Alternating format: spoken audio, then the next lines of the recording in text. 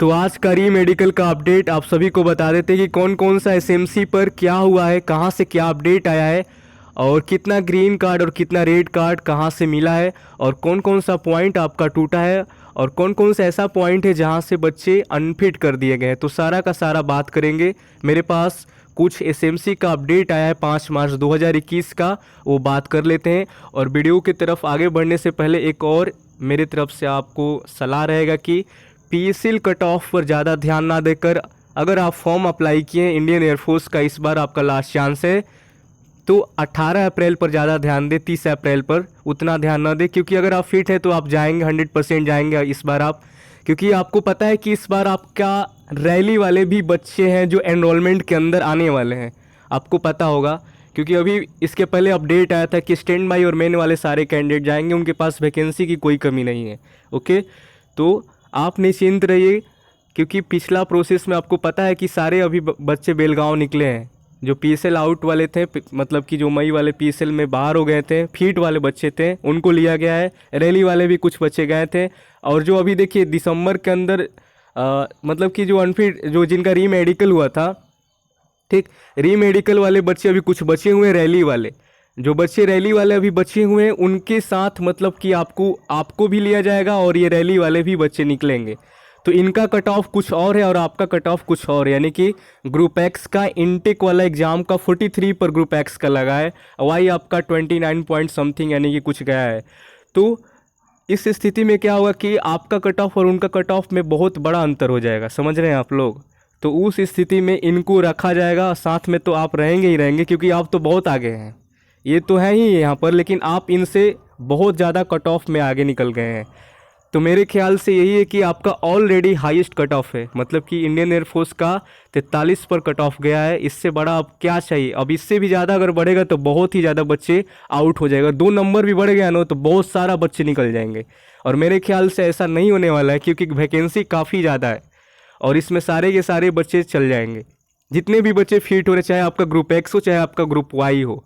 और री मेडिकल का जो स्थिति अभी बना हुआ है देख ही रहे हैं आप लोग, बच्चे काफ़ी ज़्यादा अनफिट भी हो रहे हैं।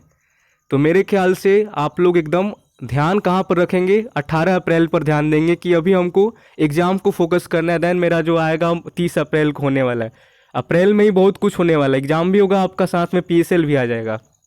बट अभी आपका पूरा फोकस एग्ज़ाम पर होना चाहिए कि मेरा जो पहला टारगेट है वो मेरे सामने दिख रहा है, वो मेरा एग्ज़ाम है। पीएसएल का क्या होगा कैसे होगा वो छोड़ दीजिए, वो तो होने वाला जो होगा। बट मेरे पर अगर आपको भरोसा है तो आप 100%, अगर आप फिट हो गए हैं तो इस बार आप नहीं रहने वाले घर पर, आप बेलगांव में ही दिखेंगे, ठीक है। तो उतना ही आप लोग ध्यान दीजिए। और बाकी जो वीडियो बना रहे हैं कितना जाएगा, 47, 48, 50, 52, 53, इनको कुछ मालूम नहीं है, ठीक। इनको क्या पता है क्या होगा कैसे होगा। ये बस आपको पोलिंग पर डिपेंड कर रहे हैं। दूसरे चैनल का पोल देख रहे हैं, आपका कट ऑफ डिसाइड कर देते हैं कि पोल गया और इनका बता दीजिए इतना चला गया कट ऑफ। ये पोल वोल देख लेते हैं दूसरा चैनल से और अपना कट ऑफ डिसाइड कर लिए बस। और उसके बाद क्या करेंगे कि 4 साल का डाटा निकाल लेते हैं ये लोग। ये 4 साल का इतना रहा था और 8वां साल इतना। 4 साल में तो कट ऑफ भी इतना नहीं बढ़ा था, 43 कहाँ गया था, गया कि नहीं गया। इतिहास हमेशा बदलता रहता है, ठीक है। तो ज़रूरी नहीं है कि हर बार आपका वही रिपीट होते रहेगा। तो उनका वो बस यही काम करेंगे कि फेज 2 से निकाल दिए इतना और इसमें से इतना निकाल दिए, इसमें से इतना निकाल दिए और भैया आपका इतना बच्चे रह गए। बट आपको बता दें कि ये पूरा आपका जो पीएसएल जो बनेगा ये पूरा वैकेंसी के ऊपर डिपेंड करेगा, कितना उनके पास वैकेंसी और बच्चे कितना फिट है। री मेडिकल होने के बाद कितना बच्चे फिट हो गए और मेडिकल के अंदर कितना बच्चे फिट है, टोटल फिट वाले कितने हैं और उनके पास वैकेंसी कितना है। देन आपका यहाँ पर पीएसएल डिसाइड हो जाएगा कि अगर वैकेंसी से कम बच्चे मतलब कि आ गए, मतलब फिट और मतलब पूरा का पूरा बच्चे फिट वाले जितने भी हैं और उनके पास वैकेंसी उतना है कि आपको रैली वालों को भी लेना है। अभी पता है कि पिछला जो अभी रैली वाले अनफिट हुए थे री मेडिकल के अंदर, बट उनका एनरोलमेंट के अंदर नाम नहीं आया था, तो उनको भी लेना है। तो वो इस तरह का आपका पूरा बनाएंगे कि सारे के सारे ले ले एनरोलमेंट लिस्ट। ये पीएसएल इनका नहीं आएगा, रैली वालों का पीएसएल नहीं आएगा, इनका एनरोलमेंट के अंदर नाम सीधे आ जाएगा और ये चले जाएंगे। और सारे के सारे आप लोग तो पीएसएल में भी आएंगे। देन जो फिट हो जाएंगे, पूरा जब एनरोलमेंट लिस्ट आएगा तो फिट वाले बच्चे एनरोलमेंट लिस्ट के अंदर चले जाएंगे। समझ गए आप लोग पूरा। तो यही है सीन आपका। आप लोग पिछला 4 साल का रिकॉर्ड को ना उठाएं तो बेहतर रहेगा, क्या गया था कैसा गया था। ओके, वो आपका डिसाइड रिकॉर्ड नहीं करेगा। रिकॉर्ड आपका हमेशा बोल रहे हैं कि आपका बस फिट है तो आप लोग निश्चिंत रहिए, आप निकल जाएंगे इस बार बेलगांव के लिए। अब आते हैं मेन मुद्दा पर, क्या चीज़ है, री मेडिकल का आपको बताते हैं। तो दिल्ली का यही हाल है कि देखिए यहाँ पर, हेलो सर, आज दिल्ली एएससी का यहाँ पर बात करेंगे। देखिए क्या है कि रेस कोर्स में आज ब्लड का भी जांच होगा। इसके पहले जो बैच गया था उसका नहीं हुआ था, बट इस बार देखिए रेस कोर्स में यहाँ पर हो गया ब्लड का भी टेस्ट। तो बोले कि सर यहाँ पर देखिए सर, दिल्ली में मैं मेडिकल, बोले कि मैं मेडिकल हो रहा है ओनली ब्लड वालों का, और कल एक लड़का का मेडिकल था, उसको ब्लड का पॉइंट था, तो उससे आज हमारे साथ बुलाया था और उसका क्लियर हो गया, और बाकी सबका बेस रेफ़र कर रहे हैं। तो इसके पहले सारे के सारे बच्चे को बेस में ही रेफ़र कर दिए थे। अभी यहाँ पर देखिए कल उनका ब्लड का भी टेस्ट हो गया दिल्ली में ही, और आज मेरा भी था दिल्ली। तो बोले कि और जिस बच्चे का बोले कि एक ही पॉइंट है ब्लड से रिलेटेड, उसे 1 से 2 दिन बाद बुला रहे हैं, और मुझे भी मंडे को बुलाया है। और मेरा कहें कि बिलीरुबिन ज़्यादा है, तो उन्होंने बोला है कि अगर तुम्हारा यहाँ क्लियर हो गया तो तुम्हें बेस नहीं जाना होगा, अगर क्लियर नहीं हुआ तो तुम्हें बेस जाना होगा।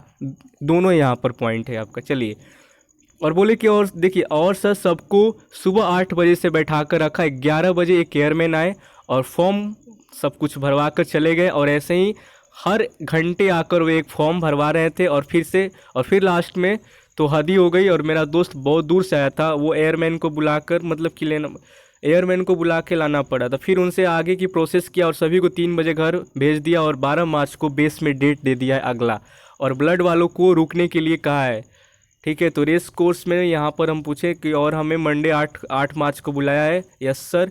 और ब्लड का जिसका कल था मेडिकल, उसको आज बुलाया था, और हमारे साथ एक ही लड़का का था जिसका एक ही पॉइंट था, और वो भी ब्लड का उसका क्लियर हो गया है। मुझे मंडे 8 को बुलाया है, और देखते हैं क्या होता है। सर मैं बस लिव 5 मतलब कि 5-2 सिरप पिया हूँ और कुछ ना करूँ, मतलब बोले कि यार ये अभी यूज कर रहे हैं, और इनका सही है 1.2 था सब, मतलब कि जब से सुबह शाम मतलब कि जो सिरप इनको बताए थे लिव 5-2, ठीक, तो पी रहा हूँ, और सही में इनका अच्छा आ जाएगा, निकल जाएंगे ये। और कुछ नहीं, उन्होंने बोला जिसका एक से ज़्यादा पॉइंट है उसे भी टाइम लग सकता है। तो अब मैं यही मतलब आगे आपको बताता हूँ, आगे आपको दिखाते हैं, और आपको दिल्ली का एक बेस हॉस्पिटल का भी आपको बताते हैं कि क्या अपडेट आया उन्हां से। तो आज इनसे बात हुआ है। हेलो सर, आज दिल्ली S2AC रिव्यू देना है। यहाँ पर देखिए सर, दिल्ली में मेडिकल हो रहे हैं ओनली ब्लड वालों का, ठीक। तो अभी इनका ही दिए थे, सॉरी, आगे, हाँ यहाँ से देखिए दिल्ली में देखिए, हाँ। तो देखिए सर, बोले कि सर आज का बेस हॉस्पिटल, वो आपका रेस कोर्स का अपडेट बताए थे, जो अभी इसके पहले दिल्ली का जो बात की थे वो रेस कोर्स का था। अब आप बेस हॉस्पिटल का अपडेट देखेंगे कि बेस से क्या अपडेट है। तो बोले कि सर आज बेस हॉस्पिटल दिल्ली कांड से, देखिए यहाँ पर क्या है कि दिल्ली कांड का बोले कि रिव्यू देना था, और आगे की बात की है तो कुछ नहीं, बस बैठा कर रखे थे 1 बजे तक, 8 बजे से। फिर एक आर्मी वाले सर आए, उन्होंने सबको पॉइंट के हिसाब से अलग अलग कर दिया, और फिर सबको डेट दे दिया अलग अलग। बीपी वालों को, ईसीजी वालों को 15 मार्च को बुलाया गया है, मतलब कि डेट वाइज आपका जांच चलेगा बेस हॉस्पिटल में। जैसे कि बीपी वाले जो बच्चे हैं, ईसीजी वाले हैं, उनको 15 मार्च को डेट मिला है, तो अब ये जाएंगे तो इनका जांच शुरू हो जाएगा। अब ये डेट मतलब कि आगे अब कोई ऐसा नहीं कि अब आगे भी आपको डेट दिया जाएगा। बेस हॉस्पिटल जिस दिन जाएंगे आपको एक डेट दिया जाएगा कि आपका जो पॉइंट है उसके हिसाब से आपको किस डेट को आना है। मान लीजिए मेरा ईसीजी का पॉइंट है और मैं बेस हॉस्पिटल पहुंचा हूं, तो अब वहां से डेट मिलेगा हमको कि 17 मार्च को आपको आना है। तो हम 17 मार्च को जाएंगे, मेरा चेकअप स्टार्ट होगा। अब वहाँ से कितना दिन लगेगा वो अलग डिसाइड होगा, तो समझ गए। और आई वालों को 23 मार्च को बुलाया, बाकियों का पता नहीं, कुछ पूछना है तो पूछ लीजिए। हाँ, अब बोले कि हाँ लेकिन हमारे वाला नहीं होता। और यहाँ पर देखिए, दरअसल आज बच्चे बहुत हो गए थे वहाँ, आर्मी वाले भी थे, 40-50 बच्चे आर्मी वाले भी थे, और हमारे एयरफोर्स वाले 38 बच्चे वहाँ पर पहुँचे थे, इसलिए एक साथ नहीं कर रहे थे, तो अलग अलग डेट बना दिया गया। और आज 15 तारीख, और बोले कि अब 15 तारीख को डॉक्टर देख लेंगे वहाँ पर, अपडेट नहीं मिलेगा, मतलब कि अब मेरे ख्याल से डेट नहीं मिलेगा, क्योंकि अब जांच हो जाएगा। जिसको डेट बेस हॉस्पिटल गए और आपको अगर बुलाया गया कि आपका जो पॉइंट है उसका जो जांच होगा इतने तारीख को होगा, देन अब उसके बाद आपका डेट नहीं बढ़ेगा। तो यही रहा आपका बोले कि बस वहाँ तुम्हारे रेड कार्ड के पीछे तुमको डेट दे देंगे, मतलब कि रेड कार्ड के पीछे डेट लिख देंगे कितने मार्च को आपको आना है। समझ गए? आप लोग बेस में जाएंगे तो डेट मिलेगा, डेट के बाद जब जब बुलाएंगे आपको वहाँ से चेकअप स्टार्ट होगा। तो ये रहा पूरा दिल्ली का कहानी। अब आगे आपको बताते हैं गोरखपुर का। देखते हैं, पहले देख लेते हैं यहाँ पर जोधपुर का। जोधपुर में क्या सीन चला। बोले कि हेलो सर, रिव्यू देना था जोधपुर का, 7 बजे देता हूँ यहाँ। तो यहाँ पर देखिए, हेलो सर, आज मतलब एमएच जोधपुर में मेरा मेडिकल था। एसएमसी में ओनली आपका वेट और ईसीजी चेक हो रहा है। ईसीजी वालों को भी फिट अनफिट में बोले कि ईसीजी वालों को भी फिट अनफिट एमएच वाले ही बता दे रहे हैं, यानी कि ईसीजी वाला जो आपका टेस्ट है वो आपको यहाँ पर ईसीजी वालों को भी फिट और अनफिट एमएच वाले ही बता दे रहे हैं। मेरा ईयर का पॉइंट था और आज एमएच में ईएनटी के 4 थे, सबको फिट कर दिया। और बोले कि मेरा देखिए ओटीटी एक्सटर्नल का पॉइंट था, मैं फिट हो गया। डीएनएस में एक ने सर्जरी करवाई थी, वो भी फिट हो गया। तीथ वाले भी सभी बच्चे फिट हो गए हैं। तो जोधपुर के लिए अच्छा साइन है, गुड न्यूज़ है यहाँ पर। और आगे आपको बताते हैं, सर्जरी वाले एक्सटर्नल हेमोरेड का जो पॉइंट बना था वो मतलब कि एक्सटर्नल हेमोराइड का पॉइंट था, उसमें 22 बच्चे थे, 22 में से 16 फिट हुए हैं। हमको लग रहा है कि इसमें काफ़ी सारे बच्चे कमेंट भी करते हैं कि सर ये वाला पॉइंट है हमको। तो देखिए यहाँ फिट हो रहे हैं लड़के। आज इतने को ही बुलाया था, बीपी वाला डॉक्टर के पास गए तो बच्चा वहाँ, डॉक्टर बोला मेरा मूड नहीं है चेक करने का, कल आओ। मतलब कि मूड नहीं है तो क्या मतलब ये। और उसके बाद देखिए उनको सबको बाहर निकाल दिया। स्किन वालों को वेडनेसडे को बुलाया है। मतलब काफ़ी ज़्यादा री मेडिकल में बहुत ज़्यादा टाइम लगता है, परेशान हो जाओगे तुम लोग, इतना टाइम मिलता है। यहाँ फिर आओ, परसों आओ, कल आओ। 12 अप्रैल को एसएमसी में देंगे, ठीक। ग्रीन कार्ड और रेड कार्ड का बात करें तो 12 अप्रैल को एसएमसी में बुलाएंगे यहाँ पर, जिनका जोधपुर में क्लियर होगा। 7-8 को छोड़कर सभी मतलब कि 32 लड़के थे मेडिकल में, 7-8 अनफिट हुए हैं, बाकी सारे के सारे फिट हो गए हैं। तो उनको जाना पड़ेगा एसएमसी। और ईसीजी वालों को छोड़कर बाकी डॉक्टर सारे के सारे अच्छे हैं। ईसीजी बीपी के डॉक्टर थोड़ा सा टाइट वाले हैं। ओके, तो ये रहा आपका गुवाहाटी का। देखते हैं क्या चला। तो गुवाहाटी का बात करते हैं तो कहाँ से स्टार्ट है, यहाँ से देखिए 60 में से 50 अनफिट। अरे ये तो बताए थे आपको, ठीक है, वो तो पहले का ही हो गया। ग्वालियर का बताना है। हाँ, ग्वालियर का देखते हैं। बोले कि मेरा री मेडिकल क्लियर हो गया है ग्वालियर से, सर्जिकल पॉइंट और ईएनटी में बहुत ज़्यादा बाहर हुए हैं 2 मार्च को, ठीक है। तो आगे देखते हैं, 18 में से 14 को स्कोलसिस में आउट किया है। मतलब कि 18 बच्चे थे स्कोलसिस वाले, उसमें से 14 को आउट कर दिया है। समझ गए आप लोग? मतलब कि 4 ही बच्चे फिट हुए हैं इसके अंदर और यहाँ से 14 निकल गए। यानी कि स्कोलसिस के लिए थोड़ा सा मतलब कि सही न्यूज़ नहीं है मेरे ख्याल से। यहाँ पर 18 में से 14 को आउट किया है। 1-2 रहता है तो बात अलग रहता। 14 बच्चे निकल गए, स्कोलसिस वाले आउट हो गए हैं और 4 ही मतलब फिट हुए हैं, तो ख़राब साइन है। और तीथ में सब पास हुए। ग्रीन 15 मतलब कि बोले कि ग्रीन कार्ड है जो 15 दिन के बाद मिलेगा। यहाँ पर तीथ में सारे के सारे बच्चे फिट हुए हैं, ब्लड में सब पास हो गए हैं। तो मेरे बोला कि यहाँ पर कि मेरे डीएनएस और ईसीजी का पॉइंट है, इनका 2 पॉइंट है, एक डीएनएस का था और एक ईसीजी का था, दोनों क्लियर हो गया है। डॉक्टर हार्ट चेक किए हैं, डीएनएस माइल्ड था तुम्हारा। ये बोले कि एक देखिए, एक क्यूबिटस आपका क्यूबिटस बल्गस यहाँ पर इनका ये भी एक का पॉइंट था, ये भी क्लियर हुआ है। क्यूबिटस का एक पॉइंट था एक लड़का का, मतलब उसका भी क्लियर हो गया है। मेरा लास्ट ईयर सर्जरी हुआ था डीएनएस का, बोल दिए थे डॉक्टर से, लास्ट ईयर में ग्वालियर से अनफिट हुआ था। 49 रैंक था PSLY ग्रुप में, इस बार भी 41.5 है, ठीक।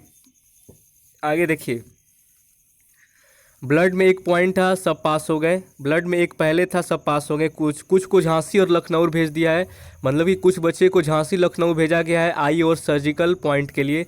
रिव्यू डाल दीजिएगा, मैं पटना बिहार से हूँ। तो ये रहा ग्वालियर का अपडेट था ये। आगे देखते हैं कहाँ से क्या अपडेट है। जोधपुर का आपको बता दिए और गोरखपुर का बात कर लेते हैं। गोरखपुर में क्या हुआ, कैसे हुआ, सारा बताते हैं। तो देखिए, ये इनका 2 पॉइंट ऑलरेडी क्लियर हो गया था, बट आज ये अनफिट हो गए हैं, तो थोड़ा सा बैड है। यहाँ पर बुरा लगा हमको भी। हाथ में पसीने के कारण इनको आउट कर दिया गया गोरखपुर से।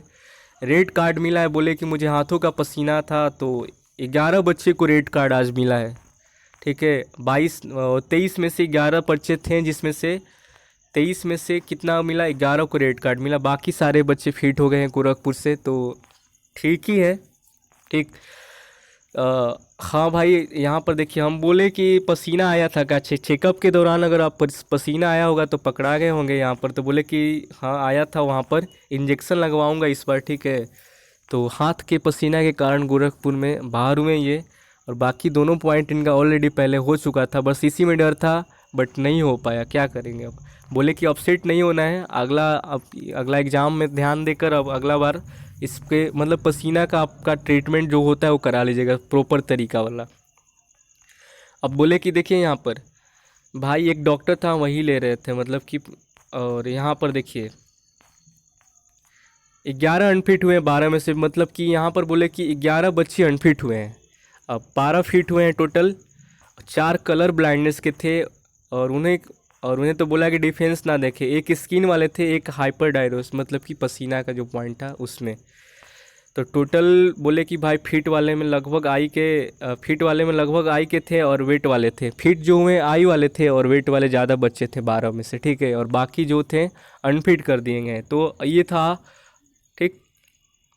और प्रयागराज में क्या चला वो बताते हैं। सर आज भी कुछ नहीं हुआ है, बुलाया है और मतलब बैठा कर रखा है, इन्हें आप बताएं। यहाँ पर देखिए बोले कि सर आज भी कुछ नहीं हुआ है, बुलाया और बैठा कर रखा, बाद में भेज दिया, कल फिर बुलाया। प्रयागराज में भी कुछ अपडेट नहीं है। और देखते हैं गोरखपुर का बात करते हैं, तो यहाँ पर देखिए आज एक और गोरखपुर से बोले, तो बोले कि आज 4 तारीख वालों को भी रिपोर्टिंग 12 एयरफोर्स हॉस्पिटल में थी, उनका भी हमारे साथ ही अलग अलग ग्रुप बना दिया गया था सर्जरी वाले के लिए, और ENT एक्सरे CVS अलग, और जिनका कंप्लीट हो जा रहा था उनमें SMC से रेट कार्ड लेने के लिए अगले दिन बुलाया जा रहा था। गोरखपुर में सारे पॉइंट सही से देख रहे हैं, ठीक, एनालिसिस करके कार्ड भी दिया जा रहा है, स्टाफ बहुत ही सही है यहाँ पर, अगर बच्चा सपोर्ट कर रहे हैं तो वो भी कर रहे हैं, ठीक। तो कैंटीन भी है, खाने वाने की कोई दिक्कत है नहीं यहाँ पर, और जिनका कंप्लीट हो गया था 12 में से 12 रेड और 13 ग्रीन मिला यहाँ पर। मेजर प्रॉब्लम मतलब कि जिनका मेजर प्रॉब्लम है कलर विजन, टंग का सर्जरी अगर सही नहीं हो पाया तो वही मतलब गोरखपुर मेरे ख्याल से सही जा रहा है आपका, सही मतलब कि मेजर वालों को ही वो थोड़ा सा दिक्कत में डाल सकते हैं, बाकी आपका अगर फिट है, अंदर से आपको लग रहा है कि फिट है, तो आपको कोई आउट नहीं करेगा। बिना मतलब कि बिना मतलब कि वे लोग आपको बाहर नहीं कर सकते हैं जब तक कि आपका कोई मेजर प्रॉब्लम ना हो। तो ठीक है, गोरखपुर में भी सही जा रहा है आपका। तो दिल्ली का हो गया, पालम बता ही दी आपको। और आगे देखते हैं, और कोई यहाँ पर देखते हैं लखनऊ में क्या चला आपका। देखिए यहाँ पर सॉरी आपका प्रयागराज का ही, इलाहाबाद बोले हैं, एक को रिपोर्टिंग था, अभी तक कुछ नहीं हुआ है, डेली बुला रहे हैं, लौटा रहे हैं। ECG हुआ है, आज ENT चेक होगा, ओवरवेट, बस यही हुआ है। बोल रहे हैं कि 3 दिन बाद, मतलब कि यही हो रहा है, डेली बुलाकर बैठा रहे। 6 लोगों का आई चेकअप हुआ है, रिजल्ट और कार्ड के बारे में कोई इन्फॉर्मेशन नहीं है, बस यही है, बस बैठना है और कुछ नहीं चल रहा है। और गुजरात में देखिए BP और ECG वाले सब बच्चे फिट हो रहे हैं, ठीक। तो यही सब अपडेट है भाई, यहाँ से कुछ और है नहीं, तो आपको अब इतना ही था जो आपको बता दिए, सारा का सारा अपडेट आपको दे दिए। तो वीडियो जैसा भी लगा हो आप लोग सपोर्ट ज़रूर दिखाइए, सब्सक्राइब करिए चैनल को, काफ़ी मेहनत करना पड़ता है आप लोगों के लिए, ये हेल्प करते हैं, तो सपोर्ट दिखाइए। और बाकी कोई दिक्कत है तो कमेंट कर दीजिएगा, और या तो टेलीग्राम है, व्हाट्सएप है, सबको ज्वाइन कर लीजिए। टेलीग्राम का लिंक डिस्क्रिप्शन बॉक्स में दे दिए, टेलीग्राम में जाकर ज्वाइन हो जाइएगा।